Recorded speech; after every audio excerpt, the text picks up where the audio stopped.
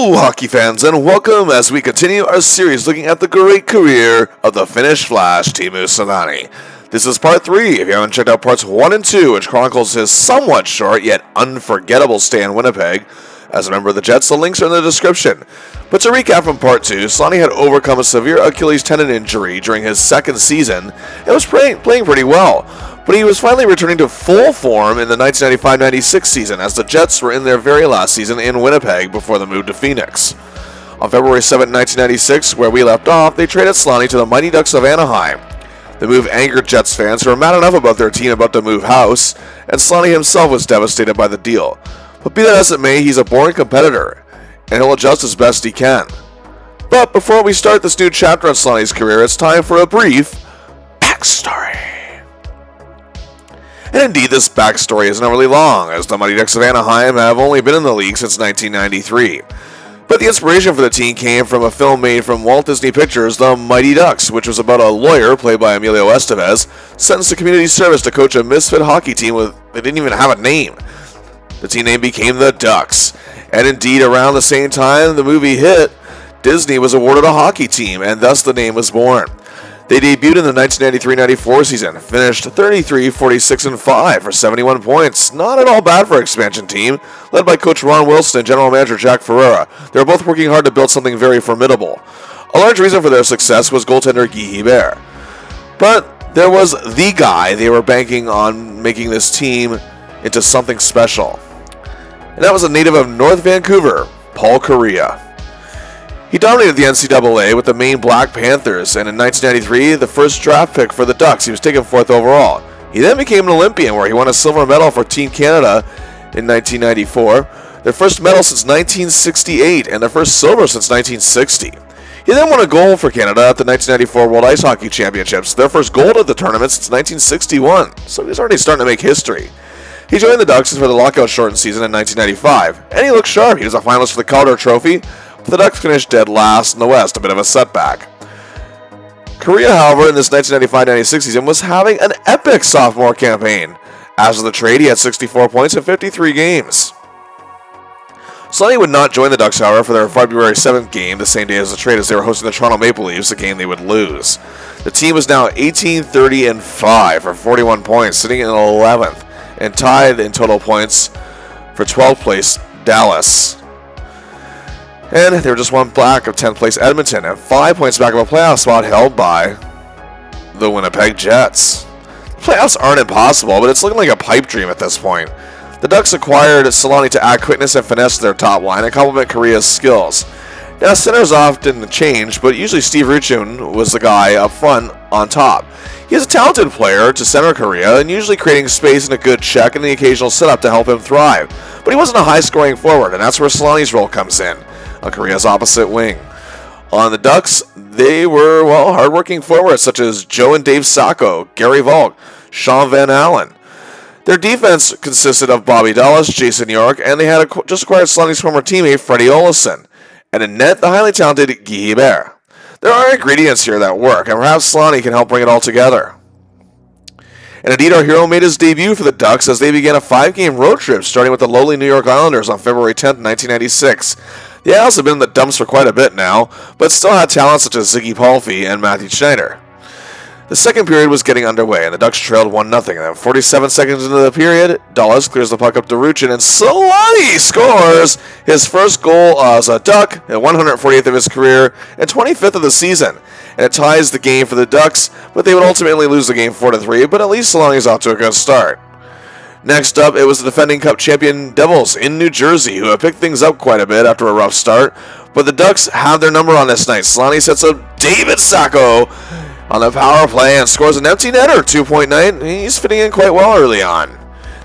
They didn't have trouble with the Oilers, but Selanne got an assist in a 3-2 loss. Then it was on to Vancouver. The Ducks would suffer another loss, 5-3, as their playoff hopes continued to dwindle. But Selanne scored 2 goals, 1 assist by new line mates Ruchin and Kariya.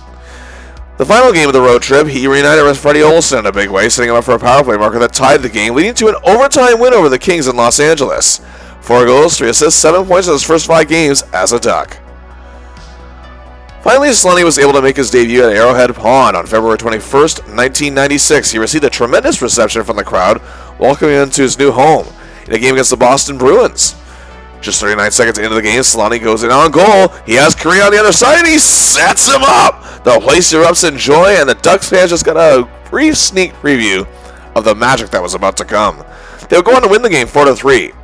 Selanne, however, would miss the next game, a February 23rd road loss to Calgary, who actually just started burning up again themselves. But he only missed the game due to the fact that it was the birth of his first child. He did return on February 25th in a home game against the San Jose Sharks. They were having a terrible season. However, they had recently acquired all-star Owen Nolan from the Colorado Avalanche. Selanne definitely had his son on his mind. I figured it would be nice to he could score a goal for him. Well, it's now game time. And it's quite a heated battle between the two state rivals, but just past the midway point, J.F. Jumfey gets the puck over to Dulles. He sees Teemu Selanne, who puts the Ducks on the board to strike first, and scores one for his newborn boy as he wanted to. The Sharks, however, get on the board with a power play marker, but just under 2 minutes later, Jumfey begins to play again and makes it over to York, who puts it on goal for Teemu to score his second goal of the game, his 30th of the year. Wow, our hero is rolling, and they take that 2-1 lead in the first intermission. Second period is underway, and just 1:07 in, Mike Sillinger has the puck, gets to Van Allen, sees Selanne! He scores a hat trick, his first as a Ducks, second of the year. The fans at the pond are going absolutely crazy with joy, heaping praise at their new star, and it also gives the Ducks a 3-1 lead. Then on a power play, just past the midway point, Selanne surveys the situation, gets it to Krieger, who sets up Sillinger for a goal. Selanne has his 4th point of the game. It's clear his baby boy was his good luck charm on this night. 3 goals, 1 assist, 4 points. What an incredible game. The Ducks go on to win it 4-3, holding off a Sharks comeback, and yes, indeed, he is named the first star, Teemu Selanne, that is, and gets a rousing ovation from the Quackers at the pond. And some in the media speculated due to the heartbreak of leaving the Jets and other things that he was focusing on, he would have trouble adjusting. Well, that's not even close to being the case. The Ducks, however, would drop a 3-2 loss to the Colorado Avalanche. Selanne did score a goal to try for a comeback attempt, but it was all for naught. And Selanne has scored every game he has played for the Ducks so far. 8-game point streak. The Ducks headed back home for what would be a 7-game homestand. It started with the final game of February, a 5-2 win over the Habs. Selanne had 2 helpers. Then in a 2-2 tie with the Bolts, he set up Paul Kariya for a goal that led to a comeback for the tie. And he scored the lone goal in a 3-1 loss to the Dallas Stars. Then he set up Kariya's OT winner in a thrilling 3-2 win over Hasek and the Sabres. And then our hero had 2 assists, both to Kariya, in a tight 3-2 win over the Kings, who were also battling for their playoff lives. And then a huge upset win over the Colorado Avalanche, 4-0. Selanne with an assist in that one. What a role he's been on since joining his new team. He's not letting up whatsoever. The final game of the homestand was on March 17, 1996, and it was against the St. Louis Blues, a team that is having a good year, but could be great if they had a coach who wasn't a maniac. I, of course, am referring to Mike Keenan. Brett Hull, of course, leads the way with other talented forwards such as Shane Corson and Peter Zezel. Defense, a young Chris Prunger. Veteran legend Al McInnes. Goalie, the great Grant Fuhr. And yes, I almost forgot. Now they have a fellow by the name of Wayne Gretzky on this team.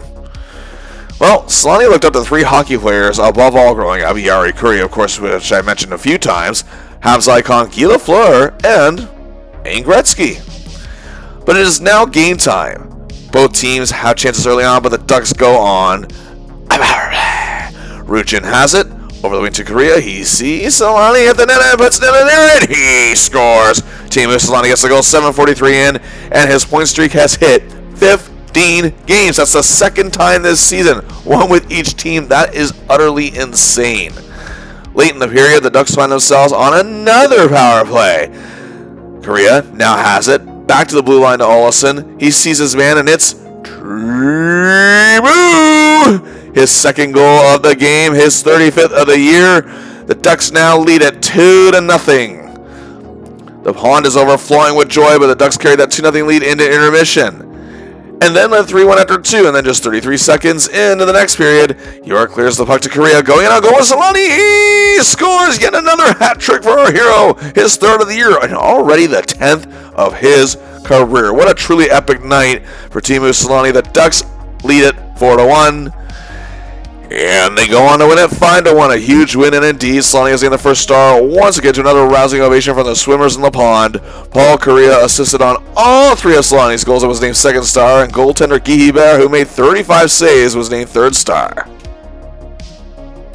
Another 15-game point streak, as I said, is just truly awesome. 12 goals, 12 assists, 24 points, 1.6 points a game, a very good +6. Anyone would have understood again that Selanne had just taken a few games to have to adjust after arriving in Anaheim. But again, just not the case.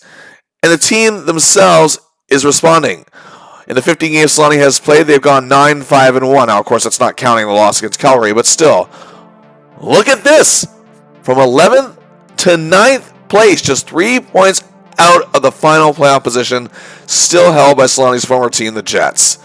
The Ducks with 60 points also hit above the Oilers and Kings by 3 points and the Stars by 4. The Sharks are actually the only team officially eliminated at this point. Our hero and his boys are ready for a 6-game road trip as 13 games remain. Selanne's point streak did come to an end against the Capitals, but thanks to a big game from Guy and net, the Ducks still won 2-1, and that's their 4th win in a row.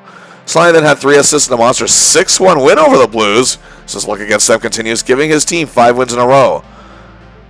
Then the streak became unbeaten in 6 with a 2-2 tie against Chicago. Our hero was pointless in that one. But their luck came to an end with a 5-1 loss to dominant Detroit, and Selanne assisting on the lone goal. Then it was another loss, this time to Dallas, Selanne pointless in a 3-1 drop.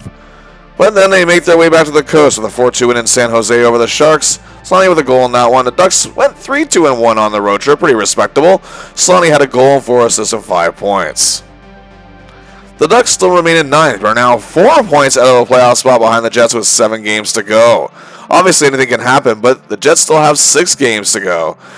Another problem is that the Oilers are just right behind them, 1 point back as well. Their hopes are still alive. The Stars are mathematically in it, but in terms of probabilities, it's slim to none, and Slim's about to leave the building. The Kings, along with the Sharks, are now done. Either way, fans are excited as the Ducks come back home. And hey, would you look at that? April 3rd, 1996, the Edmonton Oilers are their next battle. They've had a couple days off and led by a point, as they won in their previous game. And the Ducks are determined, but so is Edmonton. Around the midway through the first power play, Selanne sends it to Semenov, who sets up Kariya. He scores. The thing is, Anaheim couldn't get another goal. But neither could the Oilers, as the Ducks win it 1-0. They regain the 9th spot by a point. But the Jets also won and beat Dallas, eliminating the latter actually from contention officially. And the Ducks are now still 4 points back. The Oilers lost on April 4th to the sucky Sharks. And the next day the Ducks were so close to pulling off an upset against the Wings, clinging to a 2-1 lead, but the Wings tied it with under 4 minutes to play. They'd have to settle for a 2-2 tie. Selanne was pointless. That put the Ducks, however, back to 3 points out of 8th, and the Oilers are now 2 points back of the Ducks. Some are a little unsettled that Selanne's pace has slowed down a little bit, but let's remember here, his arrival is a major reason why the Ducks even have a chance at the postseason this year. But call and he will answer. Selanne played very well in back-to-back wins. First in San Jose on April 7th, he scored a big goal in a 5-3 win over the Sharks, and he was named third star of the game at home against the Canucks, assisting on both goals in another shutout win, 2-0. And that puts the Ducks at 33, 38, and 8 for 74 points, just 2 points out of 8 behind the Jets, who sit at 76. The Ducks have 3 games remaining. So do the Jets. And on April 10th, they're both in action, both facing tough teams. The Jets have the record-breaking Wings, while Selanne and the Ducks play the Colorado Avalanche. And the Jets lose! So do the Ducks, 7-3. Selanne is a team worst, -3. Brutal game, but they still remain 2 points back of the Jets, but now only 2 games remain. On April 12, 1996, the Jets face the Kings at home and can clinch a playoff spot with a win. If the Jets tie and the Ducks win, they're still in contention. But if the Jets lose and the Ducks win, they'll be tied for points. But either one of those scenarios would lead to the final game of the season, which happens to be between those 2 teams. The Ducks would need a win and nothing less to clinch. The Jets started their game a little earlier, and it didn't look good. They were leading 4-2 after 2 periods around the time the Ducks and Stars were getting underway. the Jets would win, and it clinched the final playoff spots. The Ducks did win their game, however. Still, our hero had 2 goals, including his 40th of the year and a 5-3 win. It was named second star in a very bittersweet result. Despite this, however, it created huge excitement in Anaheim with this exciting race to the finish. But indeed, the show goes on. The final game of the season is very well an emotional one for Selanne against his former team, the Winnipeg Jets, which would be the final regular season team for the original Jets. It's in Anaheim. Selanne gears up to face his former club. With his current team, they're ready to hold their heads high, skating into the final battle. And indeed, 5:18 into the game on a power play, Selanne has the puck, gets to Semenov, who sets up Roman Aksuda, who's been a big surprise for the Ducks this year, for a goal. And the Ducks lead 1-0. Selanne gets a helper against his former club, and that would set the tone for the eventual 5-2 victory. The Ducks ending the season strong. And indeed, they finished the year 35, 39, and 8 for 78 points, 9th place in the West, but still giving hope for the future. Before the trade, remember, the Ducks sat at 18, 30, and 5, and after acquiring Selanne, their final 29 games, they went 17, 9, and 3. The Jets were 21, 26, and 4 before trading Selanne, and went 15, 14, and 2 after the trade, still doing pretty well. In their playoff series against the stacked Red Wings, however, in the opening round, they actually put up a pretty good fight, but ultimately losing 6 games. NHL hockey in Winnipeg would be done for the next 15 years. Our hero's season, however, wasn't quite finished. He ended up heading to Austria for the 1996 World Ice Hockey Championships, his first international competition since the 1992 Winter Olympics. In part 1, we talked a lot about his time playing for his country. The Finnish hockey program had progressed a great deal. The year Selanne was drafted, oddly enough, was the year that Finland won their first Olympic medal ever, a silver, the 1988 games, in Calgary. They won a bronze in 1994 to boot. At the Worlds, they won their first ever medal in that tournament with a silver in 1992, then did the same in 1994, and won a gold in 1995. Selanne wanted to be a huge part of his country's growth in the international game. And our hero did have an excellent tournament, 5 goals, 3 assists, 8 points in 8 games, and tied for 5th in tournament scoring, and had a +7, second best in the tournament. Unfortunately, this Finland team overall just wasn't able to compete and finished 5th. Selanne was among 7 Mighty Ducks players to make the trip. Line mate Kariya, as well as J.F. Jonfe, won a silver medal for Canada. Kariya was actually selected to the tournament all-star team. Despite possessing many talented players on the club, only Joe Sacco made the trip to Austria to represent the Ducks, representing Team USA, and he did walk away with the bronze. And 3 Ducks players represented Russia: Roman Aksuda, Valery Karpov, and Ducks backup goalie Mikhail Stalenkov. In his 28 games since arriving in Anaheim, Selanne had 16 goals, 20 assists for 36 points. Damn good.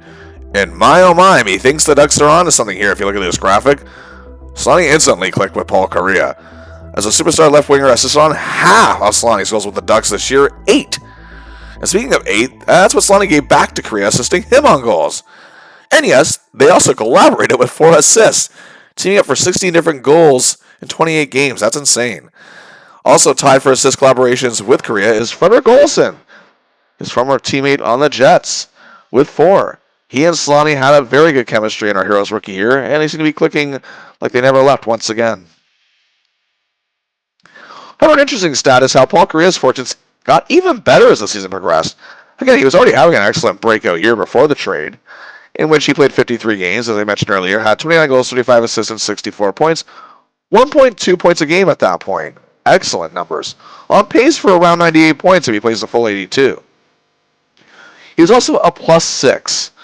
And with Selanne as his teammate, in 29 games, he scored 21 goals, 23 assists for 44 points. That's 1.5 points a game. In total, he'd end up with 50 goals, 58 assists for 108 points, 10 more than his initial pace might have suggested. So indeed, Selanne's arrival in Anaheim has fans in town eager for what may lay ahead. He went on another 15-game point streak, and from the moment he joined the club, he led them to a thrilling aim towards the playoffs, and when it looked like it wasn't even much of a possibility when he joined them. He also finished with a +2 in the 28 games he played with Anaheim, and then would represent his country at the World Ice Hockey Championships.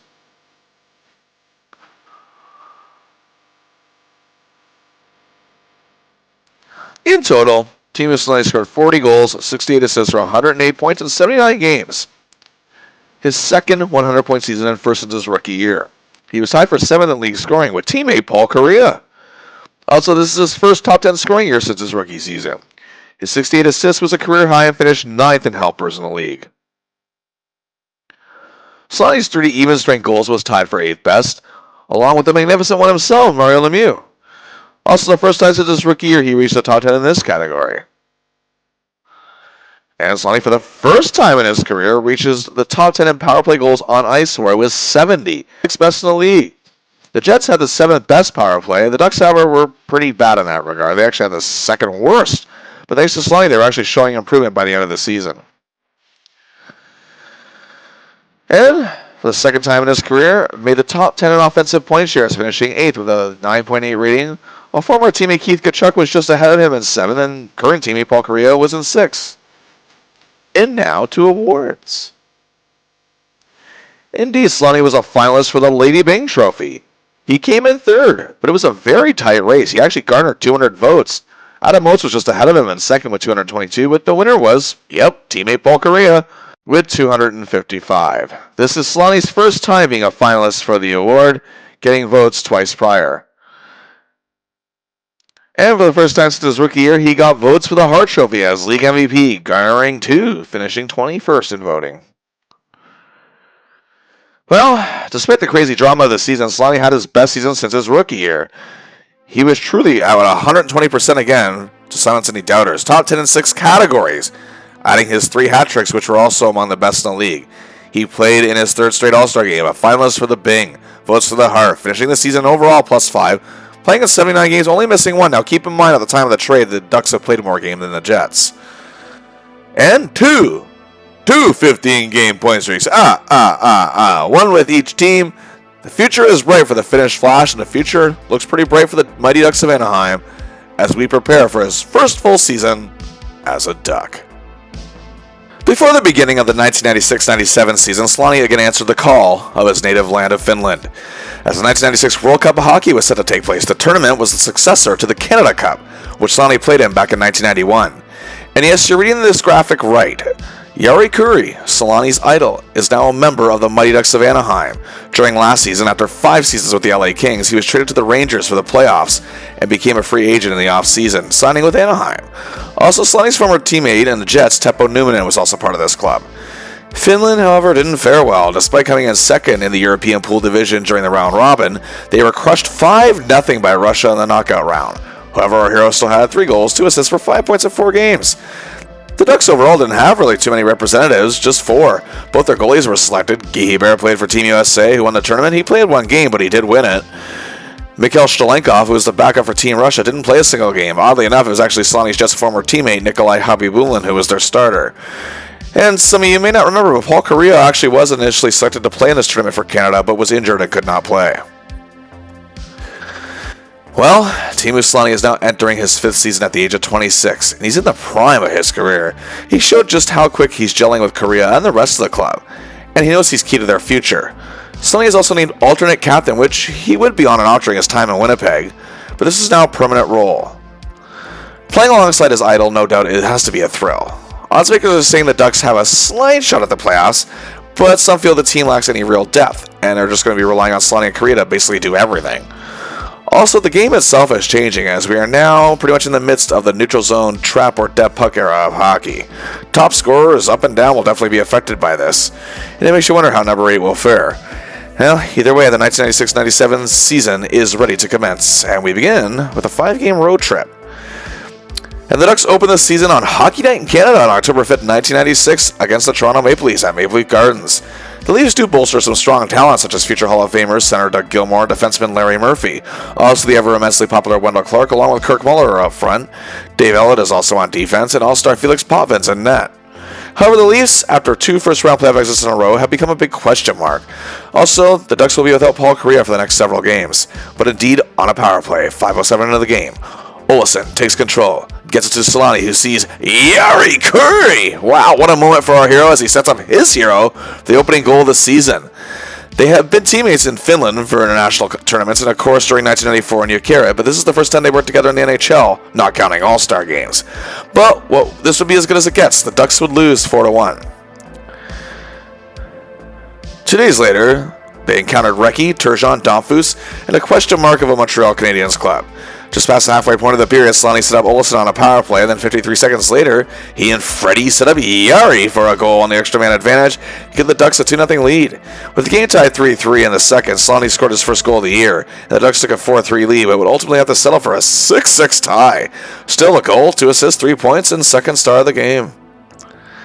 Then they faced Chris Chelios and the Chicago Blackhawks, and it was scoreless in the second period when killing a penalty, and Jari Kurri stole a puck and sent Selanne on a goal with a shorthander. This leads to the Ducks' first win of the season, 2-0 over the Hawks. Wow.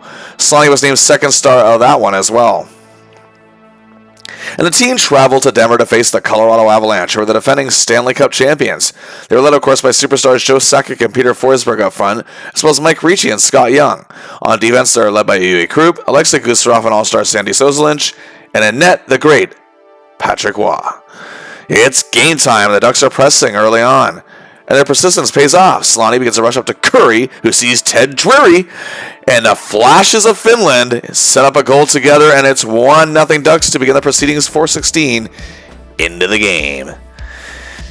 Oh boy, though. The second period, it's not good. The Avalanche lead 4-1, but just 1:05 after Colorado took that lead, Selanne gets the puck to Drury, who sets up Kurri, and just like that, the Ducks are staying in it and cut the gap in half to 4-2. The Avalanche, however, scored twice more, 6-2 after 2 periods, and this game was looking like a write-off for the Ducks. They did get one back midway through the third, but time is not on their side. The Ducks trailed by 3 as time is really starting to wind down. But cue number 8. With 2:47 to play, Kurri gets it to Jonfe, who sees Selanne by the net, and he scores! Hey, the Ducks are going to go out fighting. Selanne has his third point of the game. But then 1:46 later, Jason Marshall clears the puck to Selanne, who sets up Warren Reichel for a goal. It's starting to get a little silent at McNichols Arena as the Ducks only trail by 1. With 1:01 to play, what is happening? Then 19 seconds later, with the extra attacker on ice and our goalie pulled, Kevin Todd sends the puck to Selanne, going in on wall. He scores! Are you kidding me? 42 seconds left. The Ducks have tied it. Selanne hits his second goal, 5th point of the game, his 3rd point in the span of 2:05, trailing 6-3. It's now 6-6. Whew, but it would indeed end in a 6-6 tie. But what an epic clutch performance from our hero, as he has named first star of the game. 2 goals, 3 assists, 5 points, and a +3. Just goes to show you how far his never say die attitude can take him in this team. Kurri, who had 3 points, was named third star.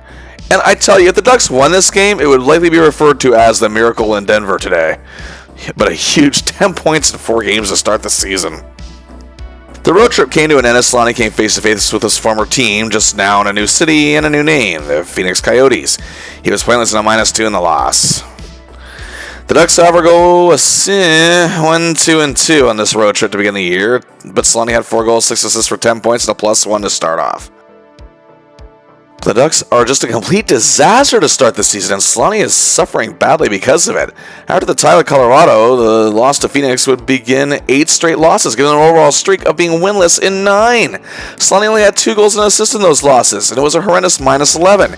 He scored a goal in the home opener against the Flyers, went pointless, and played badly in the next 3 games, then scored the lone goal in a loss to Hartford, then after a rough outing in Calgary, assisted on a goal in a 6-3 loss to the Canucks, which actually did see the return of Paul Kariya, so hopefully things can get better as we head into November, but the Ducks sit out horrible 1-9-2. Well, those last 2 games are part of a beginning of an 8-game homestand, and the third of those games is against the San Jose Sharks, who, in an effort to improve, have acquired a few veterans. Bernie Nichols and Tony Granato up front. Also, defenseman Eli Afraidy has come out of retirement after a 2-season sabbatical, and new goaltender Kelly Rudy. And it didn't start well for our hero. The Sharks scored 37 seconds into the game. The Ducks tied it later, but San Jose took the lead again. In the second period, Darren Van Impe and Freddie Olofsson work at getting the puck out of the zone, however. Sending Selanne in on goal, he scores! Tying the game, sending the opponent to a frenzy as the Ducks desperately need this win. But the Sharks led 3-2 after 2 periods, and time was starting to wind down. But if that game against Colorado is any indication, there's no small odds for our hero. And with 7:07 to play, Van Impe gets the puck to Kariya, and it's number 9 to number 8 for the goal. They're back, baby. Selanne's second goal of the game. The game is tied 3-3. Then the Ducks go on a power play. Kariya has the puck. Back to Todd. In front of the net, Selanne is ready. He gets it and scores his first hat trick of the year. The Ducks lead 4-3, and they hang on to win it and break that ugly winless skid. Selanne also breaks loose again as named first star of the game, and the pond has faith again. Once again, a great clutch performance from Selanne as he is ready, along with his teams, to try to get the Ducks in a better place. He entered the homestand very strongly. He went pointless, but didn't play that bad in a 1-1 tie with Colorado. Then it was back to the losing side. He did have 2 assists in a 6-5 loss to the Habs. They went down the lowly Kings 7-4. Selanne with an excellent game, a goal, 2 assists for 3 points, and was named second star. He then had an assist each in a loss to a revamped Stars club and in a 3-2 win over the Leafs. But 2 games on the road against the Stars and Blues saw Selanne notch a goal in the former and a helper in the latter. But indeed, both games were losses, so the Ducks are having trouble finding their footing still. However, they were unbeaten in the next 3, and Selanne had a goal in a 2-2 tie against the Icky Islanders, 2 assists named third star, and another win over the Sharks 3-0. Then he scored a goal in a huge 3-1 win over the Red Wings. He went pointless in a loss to the Blues, but got an assist in a 2-0 win over the Blackhawks to end the month. Selanne did miles better in November, 7 goals, 10 assists for 17 points, and a +1 in 13 games. The Ducks are showing life, but he'll have to pick up this team a little more with better consistency if they're going to have a shot at the postseason. Selanne had the same point totals in December, 7 goals, 10 assists for 17 points, this time in 12 games, and a +3. He notched 2 assists in a 4-2 win over an improved Oilers club, both to Kariya. But then he had 2 goals in a 3-1 win over a terrible Tampa club and was named second star. Selanne then assisted on a lone goal in a 1-1 tie with Buffalo. After a goal and a loss to the Pens, he had a goal and a helper in a 5-2 win over the Boston Bruins and Ray Bourque, who are just plain bad this year. But then they were pounded by the Pens 7-3, but our hero still had 2 assists. Then he assisted on Dallas' game winner in a 5-4 win over a disappointing Capitals club. And our hero had a goal and 2 helpers for 3 points in a massive 7-0 win over the flickering Flames. Then the Ducks would lose 3 straight, Selanne recording just 1 goal in that span. But he scored his 20th goal of the year and assisted on Ruchin's overtime winner over Yashin, Alfredson, and the only somewhat sucky Senators to end the month. To start January in the year of 1997 on New Year's Day, he had an assist in a 3-0 shutout win over the Panthers, a goal each in losses to Tampa and Vancouver, then scoring the opening goal in a 3-2 win over the Panthers again at home. And they hosted a re-energized Buffalo Sabres club led by goaltending phenom Dominik Hasek. The game was tied 2-2 going into the third period. And our hero again puts on a clutch performance along with his line mates. 4:36 in, he and Ruchin set up Kariya for a goal. Then Ruchin and Kariya set up Selanne for a goal. Then on a power play, Selanne and Ruchin set up Kariya for a goal. All 3 line mates were named 3 stars of the game. Kariya had a hat trick and an assist for 4 points. Our hero was the second star with his goals, 2 helpers, 3 points, while Ruchin with 3 assists got the third. He continued to roll out west with a goal and a win over the Canucks and then an assist and a loss to Calgary. As we hit the All-Star break, the Ducks are 17-22-5, 39 points. They're in 9th place out of a final playoff spot by 3 points. And speaking of the All-Star break, indeed, Teemu Selanne for the 4th straight time and overall was named to the NHL All-Star Game this year, taking place on January 18th in San Jose. Joining him was Paul Kariya in his second All-Star Game and goalie Guy Hebert in his first. Also, former teammate Keith Tkachuk was also present. The West was trailing 5-2 in the second when Fetisov began a play that led to Selanne setting up Pavel Bure for a goal, making it 5-3, but the West would lose 11-7. In his first game back from the break, he had a goal and a helper in a win over Scott Stevens, Scott Niedermayer, and the New Jersey Devils. Then came a 4-game road trip. It didn't start well with a 6-3 loss to the Coyotes. Selanne still not able to get one over on his former team, but he did have 2 assists. He then had a helper in a 2-2 tie with LA. They were finally able to get the better of the Blues as our hero had 2 goals and assists for 3 points and was named second star. 6 points in 3 games, 2 points a game, but the road trip would end with our hero pointless in a loss to Dallas. To end January, the Ducks return home to face a very mediocre Hartford Whalers squad led by Jeff Sanderson, Jeff O'Neill, and Keith Primo up front, with the defense led by Glenn Wesley and Curtis Lasician and Jason Mazzotti as the goaltender. This is the team's last season in Hartford as they cannot sustain the market anymore, much like the Nordiques or the Jets. But it is indeed game time. The Ducks are putting on the pressure early and it pays off. 3:56 in as the top line is coming. Ruchin to Selanne, who sets up Kariya for the goal. The Ducks open the scoring and are looking sharp and focused early on. And then 1:32 later, on a power play, Selanne holds the puck. Can't see an opening for a shot. Then he gets it back to Mironov as Brian Bellows gets in position and he scores. And again, Bellows is a recent acquisition for the Ducks and they now lead 2-0. Selanne already has 2 points nearly just 5.5 minutes in. Then just past the midway point, Baumgartner clears the puck to Kariya, who sets up Selanne. 10:24 into it. And the Ducks are dominating up 3-0 and they carry that lead into intermission. During the second period, the Whalers were trying to stay in it, but the Ducks still led 4-2. Then later in the period, Selanne begins to play, giving them Mironov, who sets up Sean Prunger for a goal. Selanne with his third assist. Fourth point of the game, the Ducks lead at 5-2. And they go on to win at 6-3, and Selanne is credited with the first star of the game, as his playmaking abilities have evolved beyond just his natural talent. In addition to his 4-point night, he was a +4, and the crowd started those chants that we often heard at the Winnipeg Arena, as now the Arrowhead Pond chanted, Teemu, Teemu, Teemu. After going pointless in a loss to the Avalanche to begin February, it was a 4-game road trip.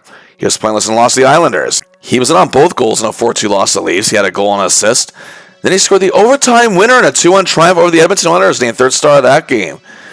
But he assisted on the only goal in a 6-1 thrashing at the hands of the Flames. Not a good stay of games. He had a point each in the next 4 games, an assist in a 5-2 win against the Leafs at home, then a goal in a 4-2 loss to Vancouver, then a goal in a 5-1 win over Edmonton, and an assist in a 3-1 loss to the Kings. But then it was back-to-back 3-point games for our hero, as he was finally able to get the better of his former team. Goal and 2 assists for 3 points and a 4-2 win against the Coyotes, named first star. He did the same in a 5-2 win over the Canucks, named first star of that game. He had a 9-game point streak. He had 7 goals, 7 assists, 14 points, and a +4. 10 February, he was pointless in a 3-3 tie with the Oilers, and a goal and a helper in a win over the Caps. The Ducks are now unbeaten in 4 games going into March. The Ducks were sitting at a record of 26-30-7 for 59 points.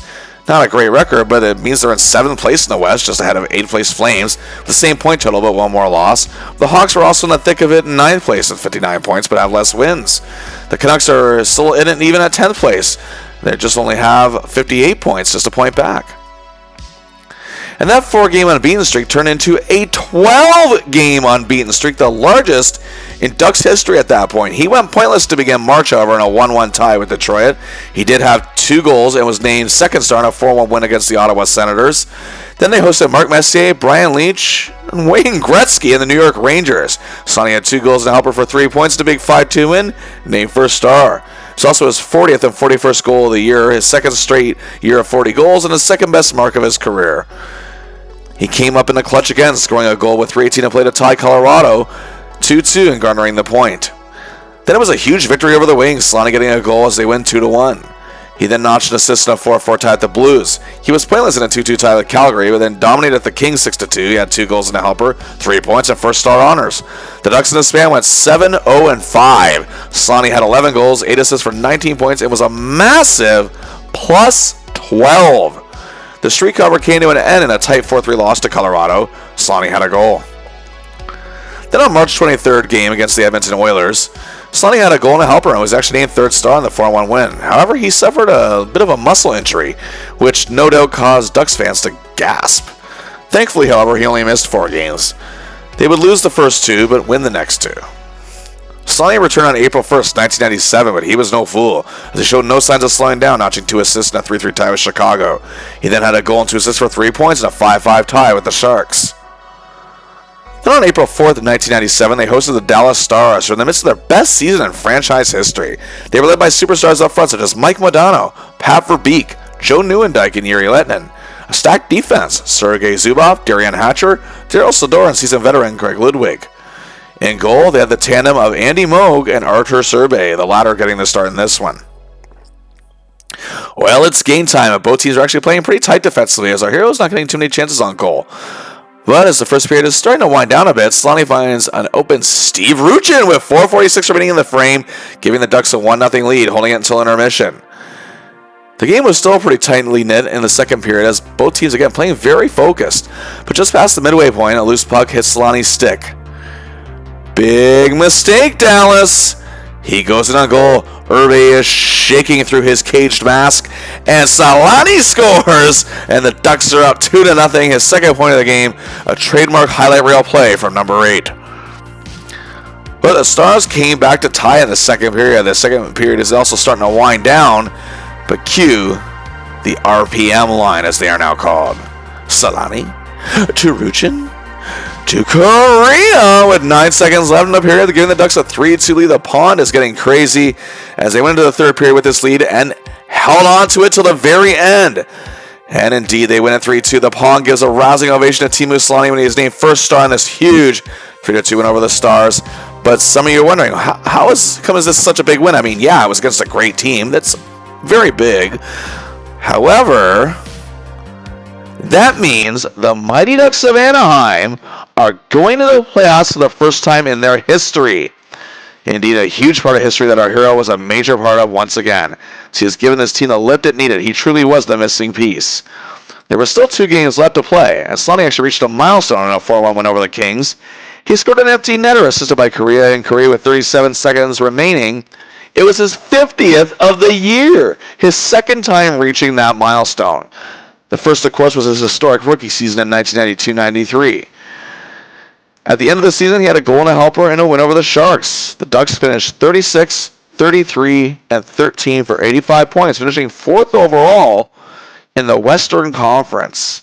And now, for the first time in their history, the first time for Selanne since his rookie season, it's playoff time! And well. Look at that. The Mighty Ducks of Anaheim will be taking on none other than the Phoenix Coyotes. And like I said, this technically is still Selanne's former team, as again, they were indeed once the Winnipeg Jets. The Coyotes finished 38, 37, and 7 for 83 points, just 2 behind the Ducks, finishing 5th in the West.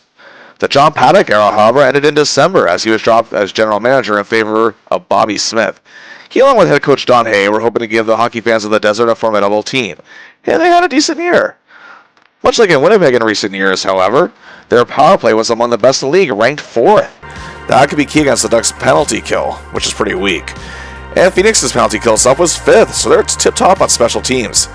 The Ducks only went 1-3-0 against Phoenix, but however, on paper, this looks like a pretty even series. And they are led by someone our hero is quite familiar with. And that would be Keith Tkachuk. The gritty power forward's game kept evolving, and because of that, he led the NHL in goals with 52. He added 34 assists for 86 points in 81 games, missing just 1. He also led the league in even strength goals with 41. He's also tied for 7 of the game winners with 7. He was also 7th in offensive point shares. He had also evolved as a great leader, and in turn came in 10th for Hart Trophy voting as league MVP. But there was also a new acquisition making an impact. That'd be former Blackhawks superstar Jeremy Roenick. 29 goals, 40 assists for 69 points in 72 games. Still, the Coyotes wanted a tougher team up front, but JR also had great speed. And he was also a key contributor to their penalty kill. And like Tkachuk, came up in the clutch, tying his teammate in the league with 7 game winners for 7th best. And speaking of speed, they added more of it. 18-season veteran Mike Gardner, who in his late 30s can still outskate, outscore, and even outperform top prospect youngsters. A true model of consistency as he reached 30-plus goals for the 17th time in his career, which was an NHL record at the time. He had a lot of substance to this Coyotes power play, scoring 13 power play markers, tied for 7th, and also tied for 7th with, yep, you guessed it, Tkachuk and Roenick with 7 game winners. Also in the club up front, they had talented centers Craig Janney and Cliff Ronning. Some of Selanne's former teammates were still here: Darren Shannon, Chris King, Mike Stapleton, Jim McKenzie, Dallas Drake, and Shane Doan. Leading the defense was the man the Ducks traded to get Selanne, Russian import Oleg Tverdovsky. He was a tremendous puck mover and able to lead a rush with agility and smooth skating. 10 goals, 45 assists for 55 points. He came in 10th for Norris Trophy voting as top defenseman. Also on this blue line core, Teppo Numminen, of course. He also had Duron Quint, tough guys Jay Moore and Gerald Didick, and veteran Jim Johnson. And in net, the man affectionately known as the Bulin Wall, Nikolai Howie Bulin. Despite having a losing record of 30, 33, and 6, his wins were actually 8th best in the league. He had a decent 2.83 goals against average and a good .908 save percentage, but had a monster 7 shutouts, tied for 2nd best in the league with Patrick Wall of the Colorado Avalanche. Well, here we go. Game 1, April 16, 1997. The first playoff game in Mighty Ducks history and the first at Arrowhead Pond. And Selanne's first playoff game since April 29th, 1993, 4 years. It's a competitive yet disciplined game early on for both clubs. For close to 9 minutes in on a 2-minute advantage, Kariya at the wing, back to veteran defenseman J.J. Daigneault. Selanne finds his spot and gets the goal, his 5th playoff goal, and the Ducks draw first blood, and Kariya makes it 2-0, and that's how it stays after 1 period. The Coyotes, however, get on the board in the second to cut the Ducks' lead in half, but late in the period, Daigneault and Van Impe sends Selanne on goal, and he scores his 2nd goal of the game, giving the Ducks a 3-1 lead as the Pond is going nuts, loving this playoff hockey. But the Coyotes close it in to 3-2 after 2. The game remains that way as time is winding down in the third period, and the Coyotes pull Khabibulin for an extra skater, but Selanne scoops the puck, gets it to Kariya. He scores. 47 seconds left to play. The crowd erupts. The Ducks win their first playoff game ever, 4-2. And in the 3 stars, Guy Hebert was the third star for his goaltending heroics in this one, made some epic saves. Kariya also had 2 goals and a helper for 3 points. It was named second star, and Teemu Selanne is named first star of the game and getting a rousing ovation. Game 2, the Pond is even more excited and is tightly knit early on once again, but Newman strikes first, giving the Coyotes a 1-0 lead, but 1:23 later, the Ducks tie it. It remains tied early on in the second period, but on a power play, 7:03 in, Bellows gets it over to Selanne. He gives it back to the point to Daniel. He scores. The Ducks lead 2-1, and it remains that way after 2. Tkachuk tied it early on in the third, but time is ticking. Daniel scored again. This guy had 48 goals in 704 career games at this point, for crying out loud. He has 2 tonight. Anyway, I digress. The Coyotes are pressing, but the Ducks are determined to keep the lead, and as the final seconds tick down, Mironov clears it to Selanne, who launches it into the empty net. Ducks win 4-2 again. Wow, and take a 2-0 series lead. 2-point night for our hero. He's off to an excellent start in this series, as the Ducks are about to hit the desert with heavy momentum. Game 3, April 20th, 1997, the first NHL playoff game to be played in Phoenix. And it's not a good night for our hero. He's being checked tightly all game by the Coyotes grinders, and he only gets 1 shot on goal. Bulin is indeed a wall. Ronning and Shannon have big games. The Coyotes win 4-1 to stay in the series. Game 4, not good again. Selanne just can't seem to break out on the road here. He only has 2 shots on goal this one, and Bulin stops all 32 shots by the Ducks. It's actually 0-0 past the midway point of the third. But now Phoenix ties the series with a 2-0 shutout win. We're at 2 games apiece. Selanne takes a lot of flack from the media for his performance the last 2 games. As in this one, he was on ice for both goals and a -2 to boot. Game 5 back in the Pond, and momentum is on the line, but fans are still excited. This has been a pretty clean series so far between the 2 teams, trying to make a new dent in this league. And this is much of the same, but the Coyotes again strike first with 5:14 remaining in the first, but just under 3 minutes later, Kariya gets the puck to Dan Treble, who sees Selanne, and the Pond erupts in joy as he breaks his mini slump, and the game is tied 1-1 after 1. But Phoenix led 3-1 after 2. The crowd is silent, but on the power play, 6:52 into the third period, Mironov over to JJ, and dynamite! He finds Selanne, who scores. Second goal of the game, 5th of the series. He's answering his critics. That's not enough. The Ducks lose 5-2. And what happened? 2-0 series lead, now they're on the verge of elimination, trailing 3-2. This time it's Kariya and Hebert who actually take the flak for this game. Heading back to Phoenix, the Ducks heroes really need to step up. Game 6, the Mad Dogs of Phoenix are going nuts. Yes, Coyotes actually drew crowds at one point, as they look to advance in these playoffs. Just a reminder that dating back to their days as the Jets, however, they still have not won a playoff series since 1987. But the Ducks, pardon the pun, indeed come out flying, bombarding Bulin. And the Ducks' defense is playing very well, but it's still scoreless after 1. Finally, persistence pays off in the second as Kariya and Bellows each get goals, and the Ducks lead 2-0 in this do-or-die game. But the Coyotes tied it in the third. The tying goal coming with 2:16 left, robbing the Ducks of what could have been a regulation win. But now we're on to overtime for the first time in this series. Selanne has only played in overtime twice in his career, of course, with a 1-1 record with the Jets, but in that one win, he scored the goal. So he's no stranger to playoff clutch heroics. In overtime, both teams working hard, yet also not trying to make a mistake, but Q, R, P, M. Ruchin begins to rush out of the zone. That's a battle in the neutral zone. But Selanne has it. He flips the puck up all the way to Kariya, who's going on goal. He scores! The Ducks win it! 3-2 in overtime. Oh, the heroes had to come through, and they did just that. 7:29 in. The fans watching back at Anaheim can breathe a little easier now. Here we go. April 29th, 1997, Game 7. The Pond is cup crazy, as the old slogan says, and history could be made on this night.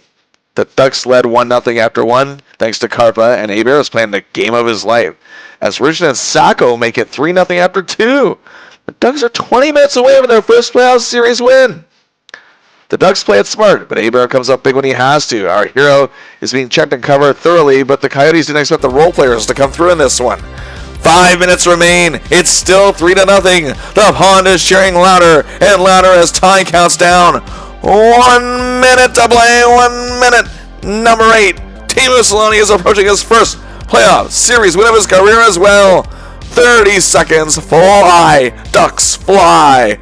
10 seconds. Everyone in the building is standing. 5, 4, 3, 2, 1, 0. Teemu Selanne and the Mighty Ducks of Anaheim win Game 7 and win their first playoff series in their first playoff appearance in their 4-year history. And yes, indeed, finally, Teemu Selanne, after 5 seasons in this league, is part of a playoff series win. And count it up, 5 goals, 3 assists for 8 points, and an even 0 in all 7 games. He is second only behind Kariya in points in the series, just by 1. He was incredible in Game 1, had another excellent outing in Game 2, but indeed was unable to produce and struggled in Games 3 and 4. He played very well in Game 5 in a loss, but his clutch heroics in Game 6 with a big flip of the puck pass to Kariya to give the Ducks their first overtime playoff win in their history still lives on as a great memory among Ducks fans to this day. But now the Ducks hit the Western Conference semifinals, and who's next? Oh boy. It is indeed the Detroit Red Wings, who for the last few years are deemed as the ultimate chokers, a team that can't win the big one. This year they, however, finished 38, 26, and 18 for 94 points, third in the Western Conference. Very good, but nowhere near the dominant level they've been during the regular season on the past few years leading up to this. They were led by truly all-time great in coaching, Scotty Bowman, who brings 164 playoff wins into this series and 6 Stanley Cup rings. The Wings had scored the 6th most goals in the league and gave up the 2nd least. They had the 7th best power play, 4th best penalty kill, so they're deep at all ends. Yeah, that's an understatement. But the beauty is the Ducks were actually undefeated against the Red Wings this year with a 3-0-1 record, so they have that on their side. And Detroit had to get here through hard work getting through the St. Louis Blues in 6 games. And when you talk the Red Wings, you're talking about the Russian 5. Fedorov, Kozlov, Larionov, Konstantinov, Fetisov, a tactical group built for puck possession, zone control, cycling the puck and wearing down the opposition. And hey, their stats were pretty damn good too. Sergei Fedorov, 30 goals, 33 assists for 63 points in 74 games, a plus 29, 9th in Selke voting, an award he has won twice as the league's top defensive forward. Slava Kozlov, the young gun of the group, 23 goals, 22 assists, 45 points, plus 21, tremendous in the faceoff circle he needs to be. Soviet icon Igor Larionov. Injuries limited him to 64 games, but he was the ultimate puck control man and setup man. He had 12 goals, 42 assists, 54 points, a plus 31, tied for 10th best in the league. On defense, the man they called Vlad the Impaler, the hard-hitting and aggressive Vladimir Konstantinov, tied for 3rd in the league with plus-minus with a monster plus 38. He added 38 points, and his traditional style of play made him a finalist for the Norris Trophy this year, coming in 2nd. And of course, rounding out this group, Soviet icon Slava Fetisov on defense. While missing several games as well, he still provided the mental strength, which was an asset to this team. He played in 64 games, was a plus 26, and added 28 points.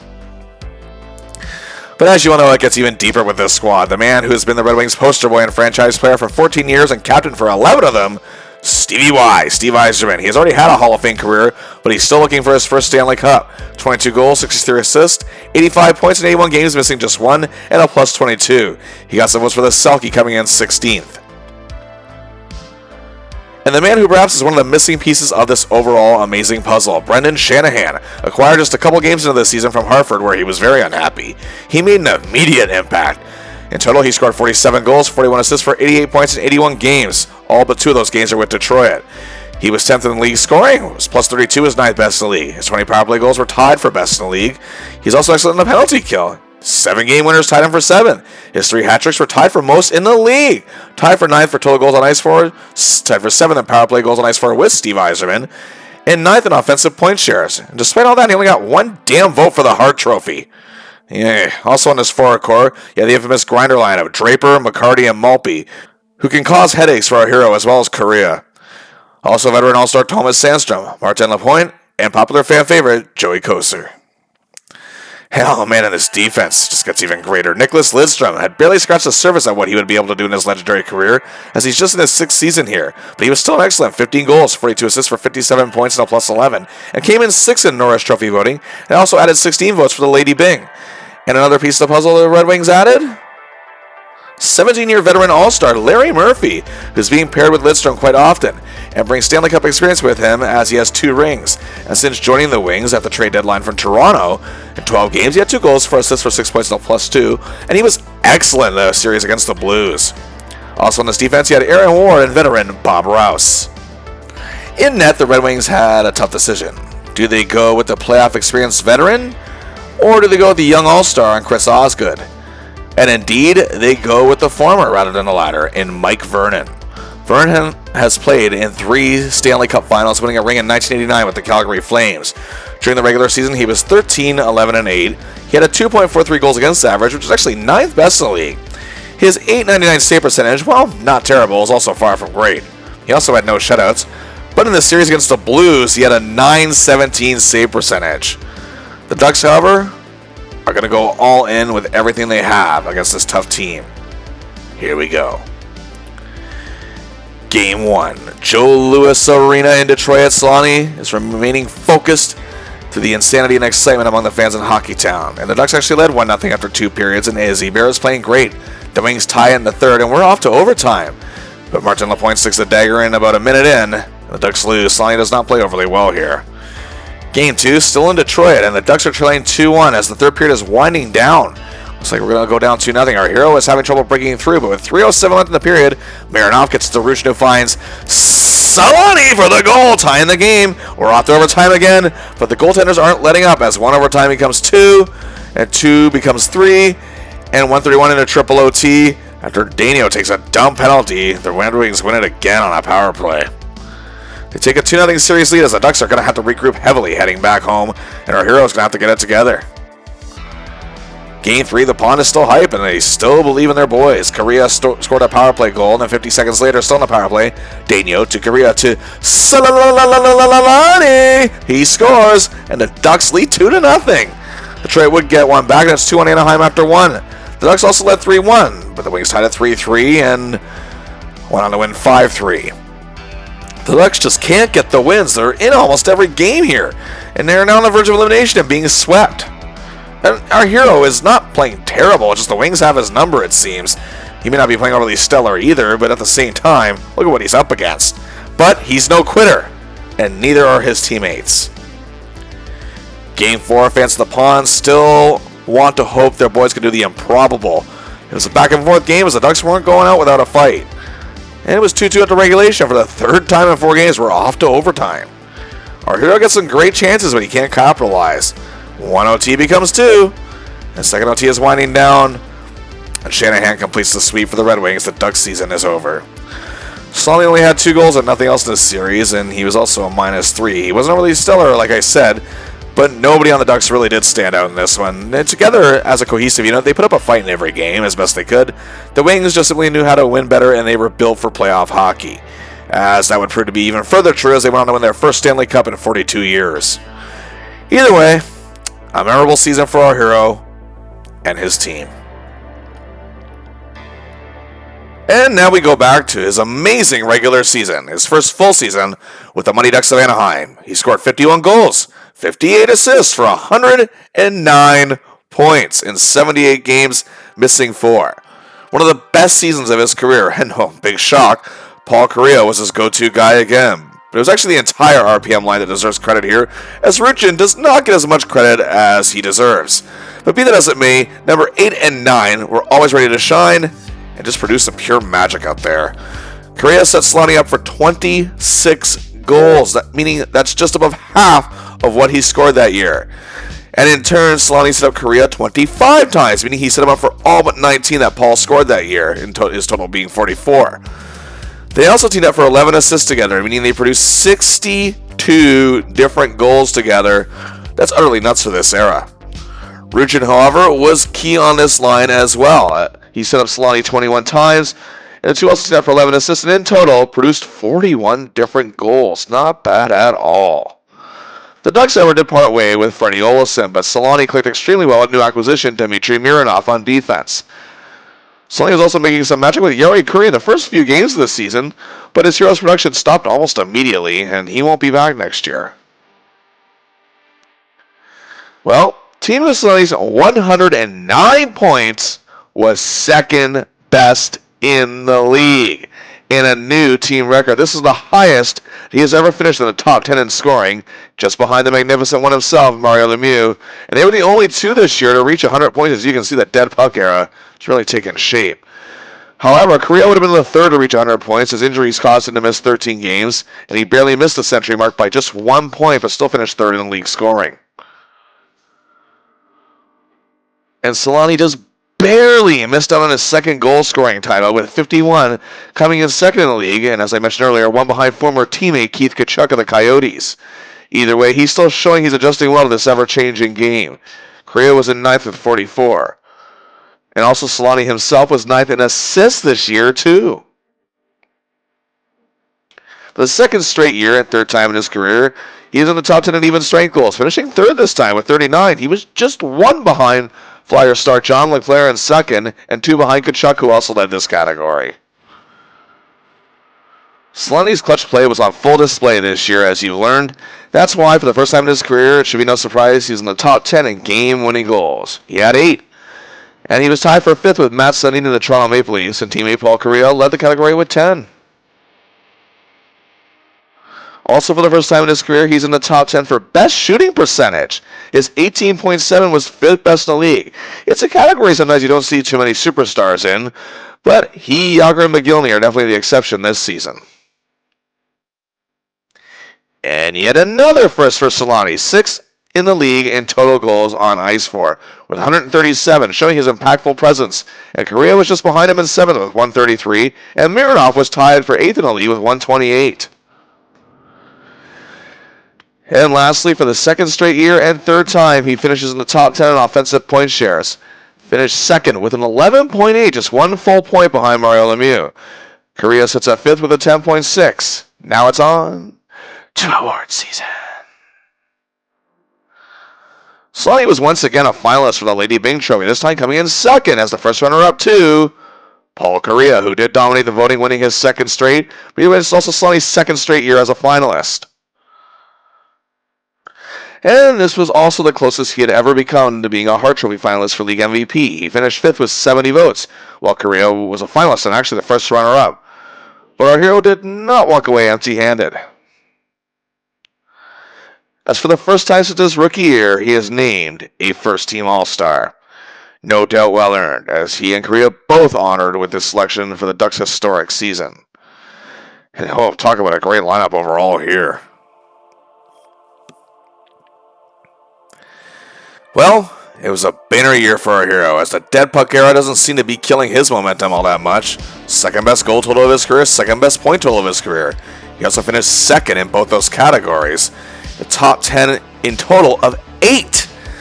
That's right, he is a finalist for the Byng, many votes for the Hart, a first-team All-Star for the second time, and played in the All-Star game for the 4th time. He finished with a career best, plus 28 to boot. He also begun the year representing Finland at the World Cup of Hockey. But more important is how he, along with Kariya, changed the Ducks' fortunes and made history, giving the fans much excitement and anticipation for any given game. And he also helped give them their longest unbeaten streak at this point, and despite a bad start to the year, got them to their first playoff appearance and first playoff series win, which is also the first playoff series win of his career. In 11 playoff games, Selanne had 10 points. His goal is to take this team to the highest levels. He seems to be keen on making history, and this year is no different. His game is maturing and evolving as well. He was an icon in Winnipeg pretty quick, and now he's quickly becoming one in Anaheim as well. And indeed, that does it for Part 3 of our look at the great Teemu Selanne and his arrival in Anaheim. In Part 4, we continue to look at his stay with the Ducks and the success in the town that he now calls home.